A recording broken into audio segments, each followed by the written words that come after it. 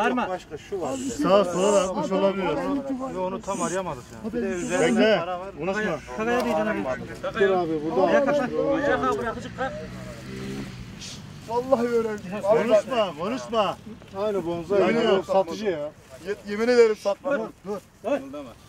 Çocuğa içirmiş, çocuk burada ölmüş gibi. Baksana. Abi buralara baksa bir şey bulabilirsek. Onun telefonu ver.